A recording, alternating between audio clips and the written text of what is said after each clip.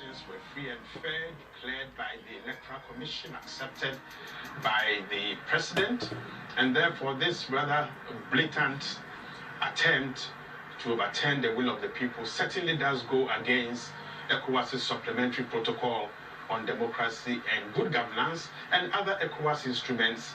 And I think it's important and imperative for West Africans and of course also for the larger African population that this is not allowed to stand. And what is the legal framework then under which an ECOWAS force would militarily intervene in Gambia? Actually, there are quite a number of normative frameworks. One is the political declaration. The second is the supplementary protocol on peace and security. The third is the protocol relating to peace, security, and conflict prevention that actually enjoins member states who are signatory or at least have indicated that they've signed up to these documents to uphold the norms, values, and principles inherent in these documents. And there's a historicity to this. Other member states have flouted the rules governing democracy and the will of the people. We saw it with Togo, we've seen it with La Côte d'Ivoire, we've seen it with Liberia, and we saw it with the Gambia, in which ECOWAS goes in and says, these are our normative frameworks, and since you are a signatory, you have to keep, you have to live up to the principles inherent in it. So ECOWAS is on strong legal, grounds for intervening to prevent a possible humanitarian crisis in the Gambia. Now, we understand that Adama Barrow, the president-elect, is reportedly in Bamako, meeting with other African leaders who are there for a France-Africa summit.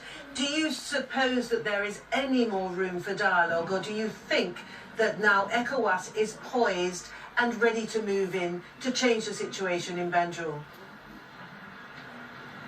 Well, dialogue is a multi-stage process in which more often than not, there should be more than one person. Adama Barrow again alone cannot dialogue with himself. If Mr. Jammeh is willing and prepared to dialogue, I think with the international community support for Adama Barrow, some deal can be struck in which Mr. Jammeh can stay in the Gambia. But further recalcitrance from Mr. Jammeh would mean that ECOWAS will have to initiate the appropriate articles under the protocols and conventions that I have mentioned, and the appropriate thing must be done. It is important that a clear signal is sent not only to Mr. Jammeh, but to the rest of the continent and its political leaders, that flouting the will of the people when they have been exercised legitimately, transparently, and fairly, and declared to be acceptable, will no more be countenanced. I think Africa and African citizens have suffered way too much because of elections. Almost every single crisis, particularly in West Africa, that has taken place relates to contentions around the results of an election.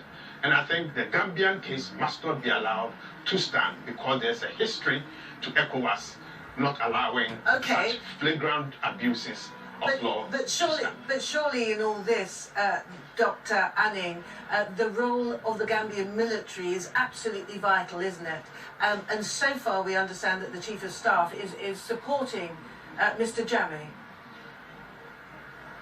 Well, Mr. Jammeh is still in power. The Chief of Staff is his lackey, and naturally he must be seen to be supporting him. But were ECOWAS troops to cross the border, or for them to start landing by sea, we will see the Chief of Staff really singing a totally different tune. Because were Gambians to lose their lives because he's giving an illegal order for them to act and to shoot at Gambians, that makes him a perfect candidate for the ICC.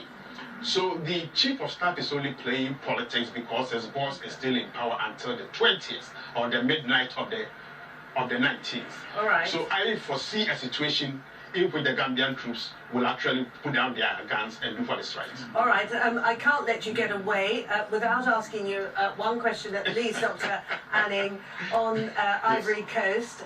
A deal apparently has now been struck. That means the mutiny is over. But how worried are you about the fault line?